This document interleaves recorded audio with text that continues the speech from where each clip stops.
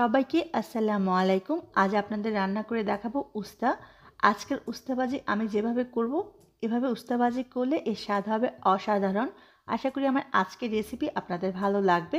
উস্তা আর করলার মাঝে স্বাদের দিক দিয়ে সামান্য পার্থক্য আছে। উস্তা ভাজি করার জন্য আমাদের লাগবে উস্তা। এখানে আমি হাফ কেজি পরিমাণ উস্তা নিয়েছি। উস্তাটা প্রথমে খুব ভালো করে ধুয়ে নিয়েছি। এটা হচ্ছে উস্তা। উস্তা সাইজে অনেক ছোট হয়, এরকম গোল গোল, আর করল্লাগুলো এরকম বড় হয়। দেখে নিশ্চয়ই বুঝতে পেরেছেন উস্তা আর করল্লার মাঝে কি পার্থক্য। দেখুন উস্তাটা অনেক ছোট হয় করল্লার তুলনায়। এবার উস্তাগুলোকে আমি একেবারে যতটুকু কুচি কুচি করে কাটা সম্ভব কেটে নিব। উস্তাটা চেষ্টা করবেন কেটে নেওয়ার আগেই ধুয়ে নিতে। অনেক সময় করলা বা উস্তা কেটে নেওয়ার পরে ধুলে রান্নার পরে খেতে তিতা হয়। আমি উস্তাগুলোকে যতটুকু সম্ভব চিকন চিকন করে কেটে নিয়েছি। এবার চলে যাব উস্তা ভাজি করার জন্য। কি কি উপকরণ লাগবে ভাজি করার জন্য রান্না করতে করতেই আমরা জেনে নেব। রান্নার জন্য চুলায় একটি হাঁড়ি বসিয়ে দিলাম। দিয়ে দিব 2 থেকে 3 টেবিল চামচ পরিমাণ রেগুলার খাবার তেল। তেলটা একটু গরম হলেই দিয়ে দিব রসুন কুচি 2 টেবিল চামচ পরিমাণ। উস্তা ভাজিতে রসুন কুচি ব্যবহার করলে এর স্বাদ অনেক ভালো হয়। দিয়ে দিব কাঁচামরিচ। এখানে আমি 4-5টা কাঁচামরিচ কেটে ব্যবহার করছি ঝালের জন্য। আপনি ঝাল কতটুকু খাবেন তার উপর ডিপেন্ড করে মরিচের পরিমাণটা কম বেশি করে নিতে পারেন। এবার রসুন আর মরিচটাকে আমি সামান্য একটু ভেজে নিব।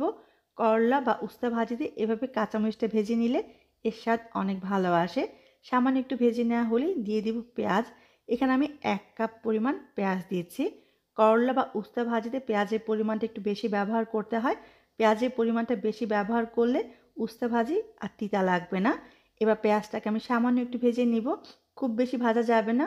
পেঁয়াজ কিন্তু একটা মিষ্টি ভাব আছে। এই মিষ্টি ভাবটাই কিন্তু উস্তার তিতাটা অনেকাংশে কমিয়ে দিবে। যখন সামান্য একটু পেঁয়াজটা ভাজা হয়ে আসবে তখন এর মাঝে আমি উস্তাগুলো দিয়ে দিব। আরেকটা কথা, উস্তার বিচি যদি আপনি পছন্দ না করেন তাহলে কেটে নেওয়ার পরে বিচিগুলো পরিষ্কার করে নেবেন। এবার দিয়ে দিব স্বাদ অনুযায়ী লবণ। শুরু থেকে শেষ পর্যন্ত উস্তা ভাজি চুলা আঁচটা মাঝারি রেখে করতে হবে। দিয়ে দিব 1/4 চা চামচ পরিমাণ হলুদের গুঁড়া। সামান্য একটু হলুদের গুঁড়া ব্যবহার করার জন্য উস্তা ভাজির কালারটা অনেক সুন্দর আসবে। এবার সবগুলো উপকরণ নেড়ে মিশিয়ে নিব। উস্তা ভাজি করার জন্য আমি একবারের জন্য ঢেকে দিব না, আর কোনো রকম পানি ব্যবহার করব না।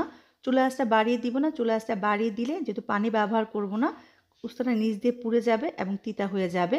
মাঝারি আঁচে আমি উস্তাগুলোকে ভাজি করব একটু সময় নিয়ে। দেখুন আমি 10 মিনিটের মতো ভাজি করে নিয়েছি। এবার সামান্য একটু ধনেপাতা কুচি দিয়ে দিব। এটা একেবারেই অপশনাল, আপনি চাইলে এটা বাদ দিতে পারেন। আরও 5 মিনিটের মতো উস্তাগুলোকে আমি ভেজে নিব। উস্তাগুলো আমার খুব ভালো করে ভাজি হয়ে গেছে। করলা ভাজি এত পোড়া পোড়া করে ভাজি করতে হয় না, কিন্তু উস্তা ভাজি একটু পোড়া পোড়া করে ভাজি করলে এর স্বাদ অনেক ভালো আসে। আমার উস্তাগুলো ভাজি হয়ে গেছে। উস্তাগুলো ভাজি হতে আমার 16 থেকে 17 মিনিটের মতো সময় লেগেছে।